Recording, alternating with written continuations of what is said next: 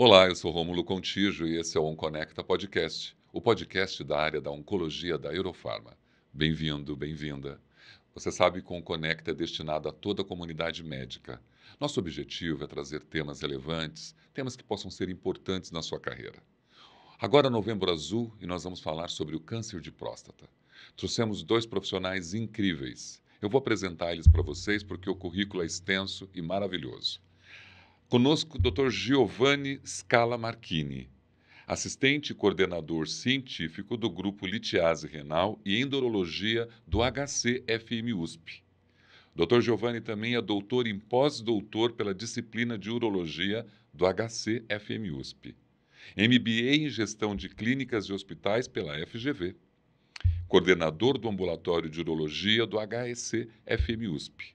E também CEO da Neoclin, especialistas em urologia. Muito obrigado pela presença. Muito obrigado pelo convite. Dr. Leopoldo Alves Ribeiro Filho, formado pela Faculdade de Medicina da Universidade Federal da Bahia, internato nos Estados Unidos. Também participou do The Medical College na Pensilvânia, fez residência médica em cirurgia geral e também urologia pelo Hospital das Clínicas. É fellowship em uro-oncologia e engenharia tecidual pela Universidade da Califórnia e doutor em medicina pela FMUSP. Muito obrigado pela presença. Então, gostaria de agradecer o convite da Eurofarma e cumprimentar a todos por essa iniciativa brilhante de falar de próstata, o Novembro Azul, e especialmente ter comigo o meu colega de HC de vários anos, o Giovanni. É sempre uma honra estar aqui com vocês. Eu agradeço demais a presença, é uma honra tê-los conosco. Já falando de Novembro Azul, a importância de Novembro Azul faz com que os homens busquem os exames com mais frequência nessa época? Com certeza sim, né, Léo? Acho que tem vários estudos que mostram isso, o número de biópsias de próstata aumentam nessa época. E se vocês fizerem uma pesquisa, por exemplo, no Google Trends, onde você consegue analisar as palavras mais buscadas, você vê que tem um grande influxo da palavra próstata em novembro, depois tem até uma caída em dezembro. Então, com certeza, a gente sente isso também no consultório, né, privado, que o número de consultas aumenta, de biópsias aumenta e de diagnósticos aumentam. Eu concordo com o Giovanni, a gente percebe que principalmente não em novembro só, mas em dezembro, as pessoas querem virar o ano já com o seu check-up feito. Eu acho que é super importante. E lembrando que o urologista não é apenas aquele que vê a próstata, o aparelho urinário, mas muitas pessoas, muitos homens só vão ao urologista, não vão ao cardio. Isso você transforma-se em quase um médico de família desses pacientes. E você começa a diagnosticar outros sintomas. Eu acho que esse tipo de atitude, de iniciativa é muito louvável. Existe alguma maneira de prevenir o câncer de próstata?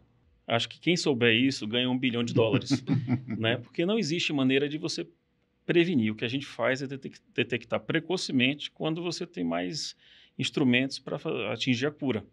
Então, claro, de uma forma geral, se você se mantém com índice de massa corpórea adequado, não engorda, come vegetais, faz atividade física, se hidrata, são maneiras gerais de você diminuir câncer.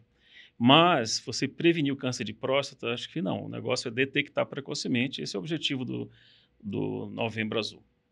É isso mesmo, né? Às vezes a gente chama a campanha de prevenção de câncer de próstata, mas na verdade é uma prevenção secundária, né? É diferente de você falar, não fume para não ter um câncer de pulmão, que é uma prevenção primária, né? Então a prevenção secundária é você fazer o diagnóstico precoce para conseguir um tratamento eficaz com baixo risco ao paciente, né?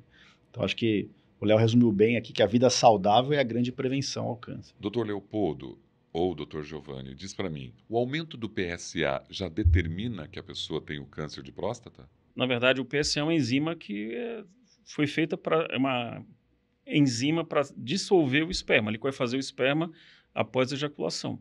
Ela cai um pouquinho no sangue, então ela não é feita para detectar câncer de próstata. É um excelente marcador, começou em 1985 e mudou a história do câncer de próstata e até hoje é utilizado. Mas para ver, por exemplo, o tamanho de próstata, não.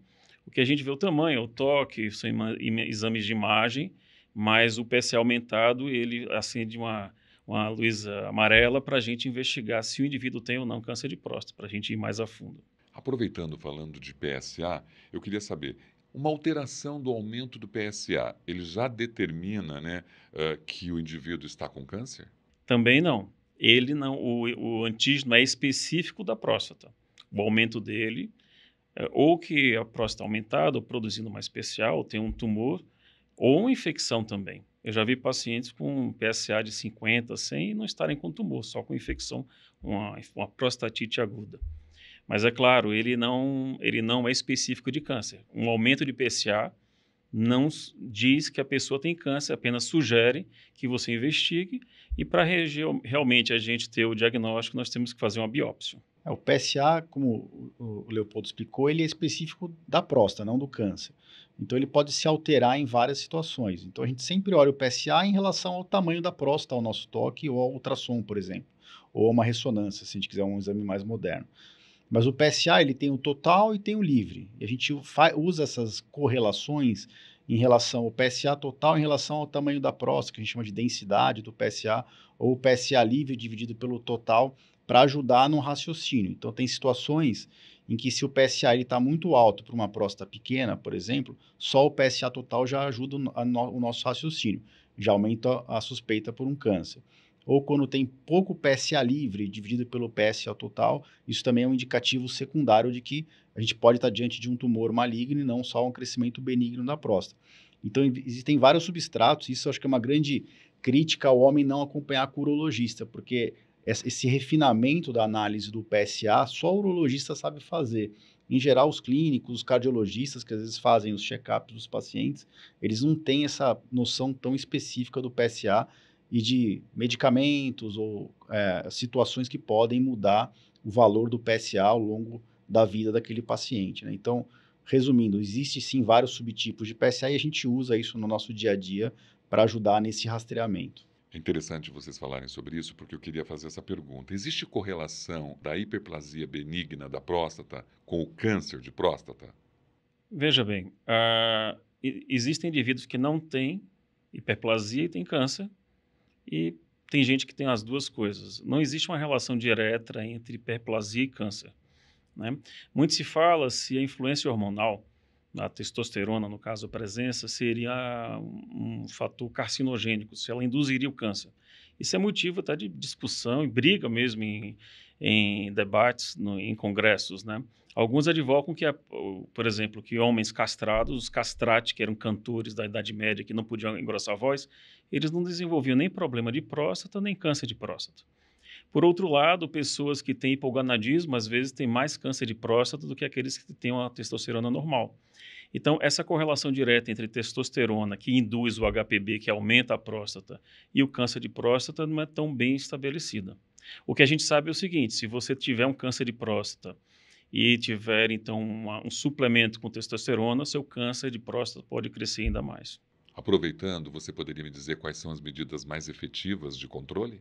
Bom, veja só, quando o paciente vem no urologista, você não apenas se preocupa com os níveis de PSA e também não só faz o toque retal. Você faz uma série de perguntas para saber se ele está urinando bem, se ele levanta à noite para urinar, se ele tem a sensação de resíduo pós-miccional, se ele tem aquele desejo imperioso de urinar naquele momento, ou seja, urgência miccional. Existem vários, digamos, a gente faz um symptom score, um score de sintomas, e isso é o que define se o indivíduo tem ou não sintomas de prostatismo, de HPB. Muitas vezes o paciente pode ter sintomas de prostatismo e não ter nem elevação de PSA e o toque pode ser normal, né? Então, a gente aproveita esse momento não apenas para ver o câncer de próstata, mas avaliar a saúde masculina como um todo, né? Eu tenho uma pergunta um pouco mais técnica que vou até ler. Diante de uma suspeita de CAP, a ressonância magnética funcional da próstata substitui a biópsia? A ressonância, na verdade, ela foi introduzida nos últimos anos no Brasil, já estava sendo usada há um pouco mais de tempo fora. A ressonância tradicional de próstata nunca ajudou muito o urologista, é a ressonância mais recente, que a gente chama de multiparamétrica, né? São múltiplos parâmetros de aquisição que o radiologista junta para gerar um score de risco, que é a semelhança do câncer de mama, né, do outubro rosa, é o câncer de próstata, então esse score chama PIRADS, né, na próstata. Então, quando existe uma suspeita no toque ou no PSA de um câncer de próstata, está geralmente indicada uma biópsia, mas hoje é preconizado que antes da biópsia a gente peça a ressonância. A ressonância ela ajuda a descartar alguns tumores menos agressivos de próstata, mas ajuda principalmente a procurar por nódulos suspeitos dentro da próstata. Então, você consegue fazer a biópsia um pouco mais direcionada na hora de fazer os fragmentos, que geralmente são aleatórios, né? São 12 fragmentos aleatórios, mas aí se você tem uma ressonância positiva e vai para essa biópsia, você, nesse local suspeito, você tira mais 1 ou 2 fragmentos a mais, ou às vezes até um pouco mais, para fazer uma saturação específica dessa região. Diferente do que se fazia antes, que era fazer uma biópsia aleatória da próstata com muitos fragmentos que aumentava o risco da biópsia. Então, a ressonância hoje é um exame preconizado em todos os consensos mundiais que o Brasil segue, o europeu e o americano, antes da biópsia. Então, ele pode até mudar a nossa conduta, a gente pode, às vezes, até numa suspeita baixa, num toque negativo, mas o PSA subiu um pouco, a gente está um pouco na dúvida, fez a ressonância. Se veio um score até PIRADS 2, por exemplo, a gente pode segurar um pouquinho essa biópsia alguns meses e repetir o PSA depois de 4 a 6 meses. Mas se vier altamente suspeito de tumor, a gente usa a ressonância para direcionar melhor a nossa biópsia. Eu acho que a ressonância visa principalmente você detectar tumores que são clinicamente significativos. Por exemplo, antigamente a gente operava todo mundo, os Gleason 6, 7, 8, e hoje em dia, tumores de muito baixo grau, com PSA muito baixo, um outro fragmento com metade do core positivo, a gente com Gleason 6 a gente pode acompanhar, fazer a vigilância ativa. Então, esses casos são detectados, a gente talvez não quisesse detectá-los, né? O que acontece, a gente quer tumores realmente que vão, comprometer a saúde da pessoa e evoluir. Então, a ressonância acho que tem esse papel de você procurar selecionar. Alguns estudos mostram que você fazer a biópsia randômica, você aumenta em até 22% a detecção de tumores que não são clinicamente significativos. E já o contrário é verdadeiro. Se você faz uma biópsia randômica, ou uma ressonância pré-biópsia, você consegue detectar tumores que realmente são, digamos assim, passíveis de tratamento ativo, né? Ou você vai operar ou fazer radioterapia. Falamos sobre a questão da ressonância, sobre a biópsia, mas o que seria a biópsia-alvo? A biópsia-alvo é exatamente o que a gente estava comentando, né? De biopsiar especificamente aquela área em que na ressonância se mostrou uma lesão com alta chance de ser significativa, ou seja, um Gleason 7 para cima. Acho que é importante, né? Como não é só de urologista que vai ver essa gravação, a gente falar que hoje, basicamente, o Gleason vai de 6 a 10, né? E a gente classifica o Gleason 6 como baixo risco, o 7 como intermediário, o 8, 9, 10 como alto risco de progressão da doença. E realmente o câncer de próstata tem uma sobrevida muito alta, acima de 90%, o que, diferente de outros cânceres, o que por si só já mostra para a gente que a gente está super tratando alguns pacientes. Provavelmente alguns pacientes que a gente não deveria tratar, que o câncer não avançaria, a gente não deveria tratar esses pacientes, que são, em geral, os pacientes Gleason 6 e alguns tipos de pacientes que têm um Gleason 3 mais 4, que é o Gleason 7. Então, no fundo, a gente não quer fazer esse diagnóstico, porque a gente vai acabar entrando na discussão com o paciente se tem ou não que tratar, e a ressonância ajuda exatamente a não achar esses tumores, porque, em teoria, ela tem uma sensibilidade baixa para achar os Gleason 6 e uma sensibilidade mais alta para achar Gleason 7 para cima, né? Que é a nota que o patologista dá na hora da biópsia. Então, a biópsia-alvo, basicamente, é uma biópsia focada nessa região. Lógico que a gente ainda não abre mão da biópsia randômica, né? É preconizado que se faça, até porque o câncer de próstata, em grande parte dos casos, ele é multifocal, ele está em mais de um local da próstata. Quer comentar, Léo? Eu concordo com você, Giovanni. Eu acho que, além da biópsia dirigida naquela região que é suspeita na ressonância, a gente deve aproveitar a ocasião, o paciente está lá preparado, sedado, faz a biópsia randômica também. Chama como de método de saturação, que você tira, é como se fosse mais de uma biópsia ao mesmo tempo. Embora hoje em dia existem estudos que eles só estão fazendo, por exemplo, os escandinavos, eles só fazem a biópsia na área, digamos, que está sugerida pela biópsia-alvo, sem fazer a randômica. Então, justamente para evitar um diagnóstico desses tumores não tão clinicamente significativos. Mas eu concordo com ele. Eu geralmente também peço tudo junto, porque já pensou, se não der nada, continuar, daqui a pouco você volta a fazer uma nova biópsia, é um preparo, o paciente tem que fazer lavagem, um flit enema, muitos não gostam. Então, eu acho que a gente tem que aproveitar esse momento para fazer a biópsia randômica também, né? Mas uma coisa que eu queria falar, porque há alguns anos atrás se falou assim, algumas sociedades de epidemiologia, né, canadense, americana, falaram assim, olha, não se precisa mais fazer screening de próstata, né? Eu acho que aí aumentou a idade, era 40, foi para 55, alguns falaram que não era necessário fazer do ponto de vista de saúde pública. E realmente, em alguns lugares, não começou a se fazer mais PSA e toque. Alguns homens acharam ótimo não fazer toque, mal sabendo eles que depois de algum tempo os índices de tumor clinicamente significativos eles aumentaram bastante e é o número de mortes também. Hoje já se sabe, se você faz o screening, você consegue prevenir o óbito, né, nesses pacientes que fazem screening e doença metastática em até 30%. E alguns pacientes que fizeram screening por conta desse achado epidemiológico lá atrás, eles processaram o governo americano porque foram detectados com tumores metastáticos. E eles poderiam ter feito um diagnóstico mais precoce. Então, eu acho que além da gente fazer o Novembro Azul e reforçar a importância de se fazer o screening prostático. Em relação à idade, Giovanni, o que você acha? Quantos anos você recomenda os pacientes a fazerem o screening? O screening clássico com PSA e toque, todo mundo acima de 50. Eu meio que sigo o guideline europeu, que o americano está muito parecido, né?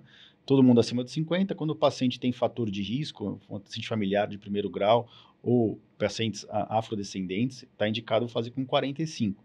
Mas se o paciente já acompanha comigo desde antes, com 35 anos, 40 anos, por saúde geral, eu peço exame geral para ele uma vez por ano, a cada 2 anos, eu não vejo um problema eu ter um PSA dele colhido, né? Eu só não vou fazer o toque. O toque geralmente eu começo com 50 anos.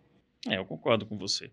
Eu acho que se a gente já acompanha o paciente, quando começar 40 e poucos anos, eu já peço o PSA e acompanho. Se o PSA é abaixo de 1, esse paciente tem um baixíssimo risco de desenvolver um tumor de próstata nos 5 anos subsequentes. Então, eu acho que essa estratégia que você mencionou, acho que eu também adoto no meu consultório, né?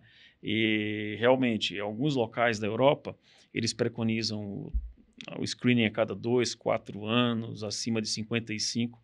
E também existem estudos mostrando que se você começa antes dos 55, você tem um benefício maior, porque o câncer de próstata mais letal é aquele que geralmente aparece nessa faixa, entre 50 e 60 anos, geralmente esses tumores são mais agressivos. Tumores que aparecem depois dos 70, geralmente eles têm um comportamento indolente. Então a gente quer detectar aqueles pacientes mais jovens que têm esses cânceres que são talvez de difícil controle, né? Os temas trazidos por vocês são ricos e importantes. E eu também queria falar sobre o tratamento e a vigilância ativa. Mas eu queria deixar isso para um próximo episódio. Posso contar com vocês? Com certeza. Conte conosco. Esse é o OnConecta Podcast, o podcast da área da oncologia da Eurofarma nas principais plataformas digitais. Até o próximo.